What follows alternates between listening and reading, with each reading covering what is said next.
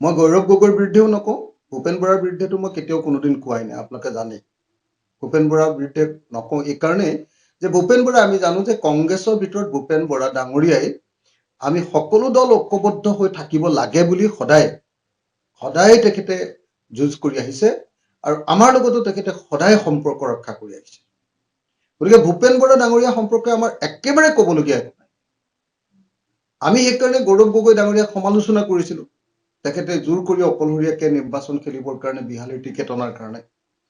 কিন্তু এতিয়া গৌৰৱ গগৈ ডাঙৰীয়াকো আমি আৰু সমালোচনা নকৰো, আমি এৰি দিছো কথাটো। এতিয়া যদি কংগ্ৰেছে পৰিৱেশ সৃষ্টি কৰে আৰু এতিয়া যদি কংগ্ৰেছে নিজৰ ভুল বুজি পায়, ঐক্যবদ্ধ হ'বৰ কাৰণে আমাৰ প্ৰতি যদি আনুষ্ঠানিক প্ৰস্তাৱ আগবঢ়ায়, নিশ্চিতভাৱে আমি সকলো বিবেচনা কৰিম।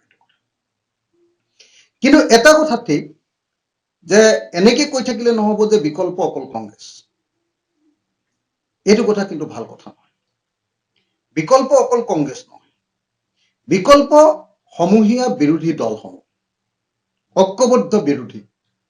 আমি সদায় দেখিছো যে যেতিয়াই ঐক্যবদ্ধ হৈছে, মই বাৰম্বাৰ এটা কথাই কৈ আহিছো প্ৰথম দিনটোৰ পৰা শেষৰ দিনটোলৈকে, সদায় মই এটাই কথা কৈ আহিছো যে যেতিয়া আমি শাসক দলক পৰাজিত কৰিব লাগে, ফেচিষ্ট শক্তি এটা পৰাজিত কৰিব লাগে, যেতিয়া প্ৰশাসন হাতত থকা এটা শক্তিক যেতিয়া পৰাজিত কৰিব লাগে, তেতিয়া আমি সকলো বিৰোধী দলে অন্তঃকৰণে আমি বিৰোধী ঐক্যটো একতাটো আমি বিচাৰিব লাগে।